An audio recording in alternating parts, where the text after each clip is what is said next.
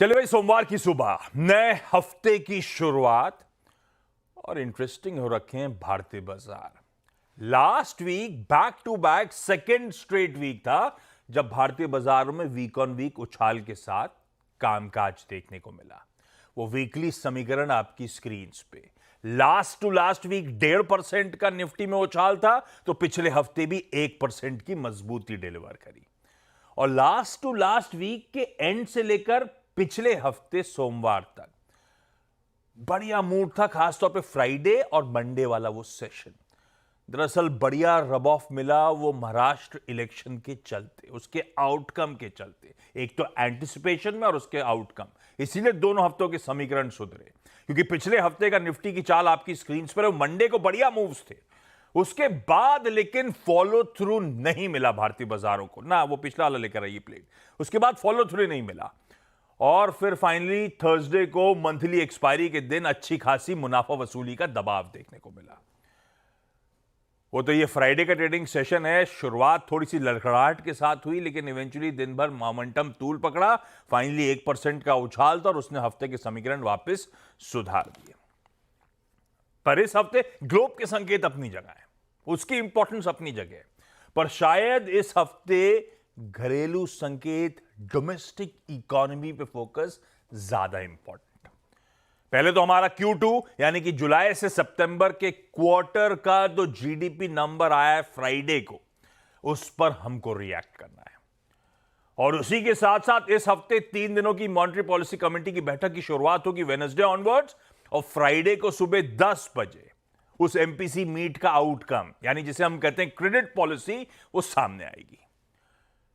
इसके अलावा GST collections, auto sales, core sector performance के नंबर्स, ये सब हमारे सामने। इन सब पर डिटेल में आगे बातचीत करूंगा, इंपॉर्टेंट हैं सारे नंबर्स, इन पर डिटेल में चर्चा आगे। लेकिन पहले गिफ्ट निफ्टी की संकेत आपकी स्क्रीन पे। नए हफ्ते की शुरुआत बढ़िया होगी। अब तो दरअसल यूएस के बाजार छुट्टियों से लौट के फुल फ्लेज कामकाज करेंगे। हमारा दिसंबर सीरीज का असली आगाज आज से होना है और शुरुआत ठीक ठाक होगी। शुरुआत ठीक ठाक हो चुकी है खैर फ्राइडे को, लेकिन आज भी 50 पॉइंट ऊपर खुलने की गिफ्ट निफ्टी के संकेत आते हुए। हॉर्मास बगल में बैठे, इनसे ग्लोबल मूड माहौल पे चर्चा करेंगे। वीरू बताएंगे कैसे निफ्टी बैंक में आज मंडे के दिन हमें स्ट्रैटेजाइज करना है। अच्छा, मैं आऊं ग्लोब के मूड पे, पर मैंने अपफ्रंट कहा था इस हफ्ते डोमेस्टिक संकेत इंपॉर्टेंट। पहले उस पे आता हूं, उसके बाद हॉर्मास से ग्लोब का मूड जानेंगे।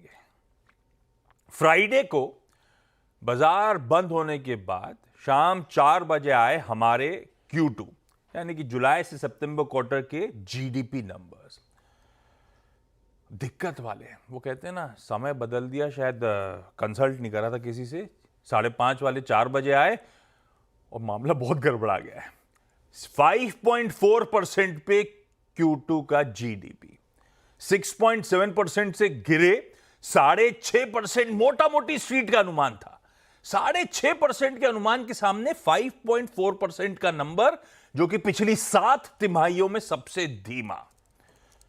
अक्टूबर से दिसंबर 2023 के बाद सबसे कमजोर क्वार्टर आपकी स्क्रीन पर है। और आई एम श्योर इस तरह के जीडीपी आंकड़ों ने हिलाया होगा दिल्ली में बैठे पॉलिसी मेकर्स को और मुंबई में आरबीआई के ऑफिशियल्स को। पर वार्निंग साइंस थे हम शेयर मार्केट वालों के लिए, खास तौर पे जब नतीजे इंडिया इंक का Q2 परफॉर्मेंस उम्मीद से खराब था। उम्मीद से खराब क्या, अपने आप में वैसे भी खराब था। और ऊपर से इस चैनल पे कितने दिनों से चर्चा चल रही थी, केपेक्स का स्पेंड लड़खड़ा गया, H1 दिक्कत भरा था। तो ये सब हमारे सामने थे, पर खैर ये सब भाव में फैक्टर इन था। उसके बावजूद जीडीपी के आंकड़े कमजोर आए। अब हो सकता है जीडीपी का जो खराब परफॉर्मेंस है ये टेम्पररी हो सकता है। कई बार कंपनियों ने आके कहा भी, आपको याद होगा, कि वो इलॉन्गेटेड मॉनसून, सीजनल इंपैक्ट, कई जगह बाढ़, फ्लडिंग, वो सब इश्यूज सामने आए थे। तो हो सकता है सीजनल मॉनसून का इंपैक्ट हो, इलेक्शन रिलेटेड फैक्टर्स हो, और अब Q3 में वो फेस्टिव सीजन और मैरिज सीजन सामने खड़ा था, तो शायद हो सकता है हालात सुधरते हुए नजर आए। प्लस एक चीज और ध्यान रखिएगा, कुछ इंकरेजिंग साइंस थे उस डेटा के इंटरनल्स में। प्राइवेट कंजम्पशन पिकअप हुआ, गवर्नमेंट कंजम्पशन इंप्रूव हुआ Q on Q। हां, साल दर साल ठंडा था, लेकिन H2 के लिए कुछ तस्वीर बेहतर हुई है।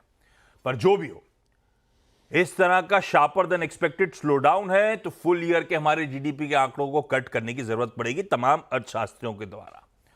और आरबीआई एमपीसी के सामने बहुत बड़ा चैलेंज आ गया है।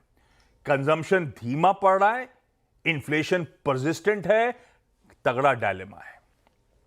तो अब लॉजिकली ये कहा जा रहा है रेट कट तो नहीं हो पाएगा, लॉजिक कहता भी नहीं कि रेट कट हो, पर क्या टारगेटेड इंटरवेंशंस या लिक्विडिटी सपोर्ट आरबीआई की एमपीसी इस बार अनाउंस करती हुई नजर आए, वो हो सकता है।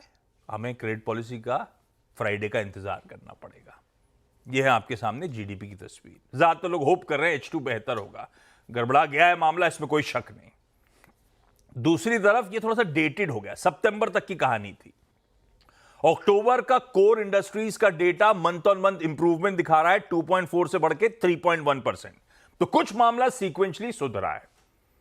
उसके ऊपर जीएसटी कलेक्शन से एक और ताजा आंकड़ा आ गया है।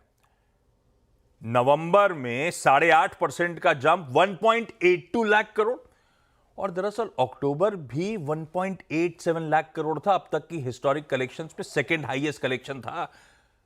तो दोनों मंथ अच्छे गए, अक्टूबर और नवंबर का, अगर ये कुछ तस्वीर प्रेजेंट कर रहे हो तो कोर इंडस्ट्रीज का डेटा, जीएसटी कलेक्शन के नंबर्स, सितंबर के बाद की तस्वीर जो दिखा रहे हैं फिर भी ठीक ठाक दिख रही है।